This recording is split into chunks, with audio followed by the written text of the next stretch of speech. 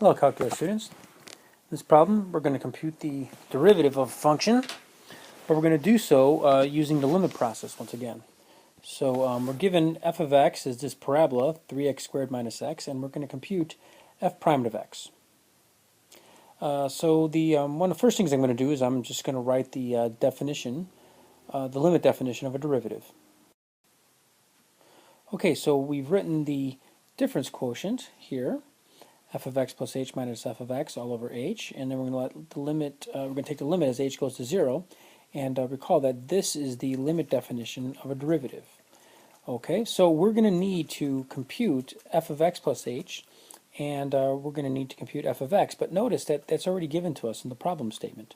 So really, the only thing we have to do is take x plus h and plug it in for x, substituted for x. All right, so we'll do that in the next step. All right, so see what we've done here is we've taken x plus h and we've substituted it in to 3 x plus h quantity squared. So it's this x is the placeholder for now this x plus h. Another way that I sometimes explain that to students is you could think of the function 3x squared minus x as just open parentheses, and we're just simply waiting to put the input. In this case, it would be x plus h in each case. So that'll be the f of x plus h, and this f of x is just simply going to be the function back again. Okay, I'm going to clean this off here, and we're going to substitute these two quantities into our numerator. Okay, so I got rid of that little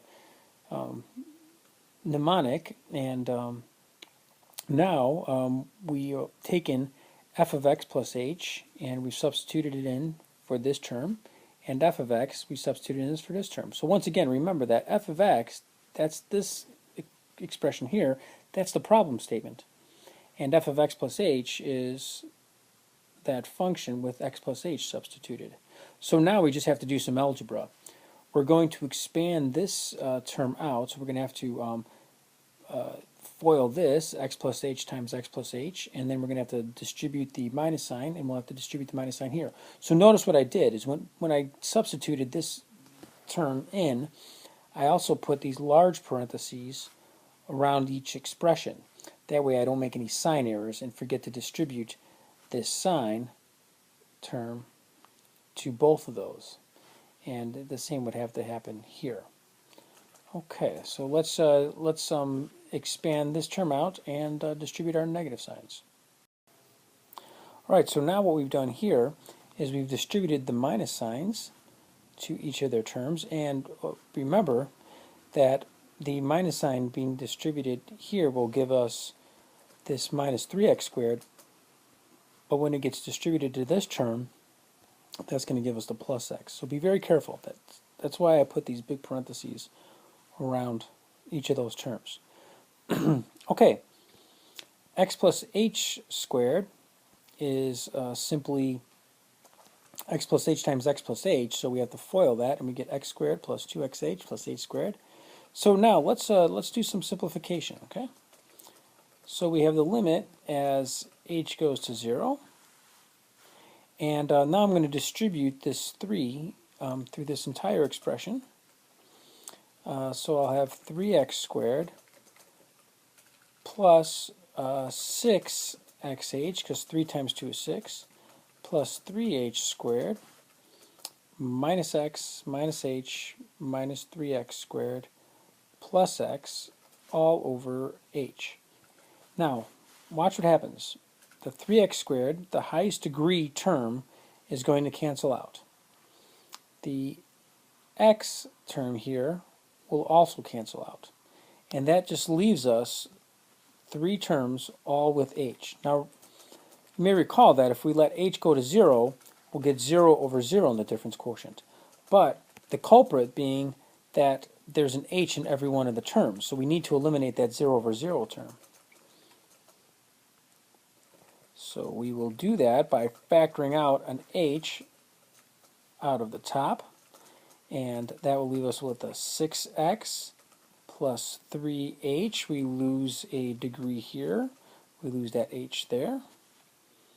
Minus 1 all over h. If you're wondering where the minus 1 comes from, this minus h term here, this is the same as minus 1 times h. Okay, so this should make it look more like multiplication. All right. Now, these h terms cancel, and we lose the 0 over 0 term. And so now we just have a polynomial expression. The 6x ignores the h going to 0, and the 1 is a constant. And since this is just a linear term, it's continuous, so we can just plug in h equals 0. So this limit just simply evaluates to 6x minus 1. And that's the derivative. Now you'll notice back here that we have 3x squared minus x. That was the original function. So it looks like it's as if we multiplied 2 times 3 and we got the 6, and we reduced the power by 1. And we did the same thing here. We took the 1 that was the exponent here, dropped it down, and then 1 minus 1 gives us 0. X to the 0 is 1. All right. You'll see that that is going to be true in general, but right now we're going to stick with computing derivatives by the entire limit process. All right, good luck.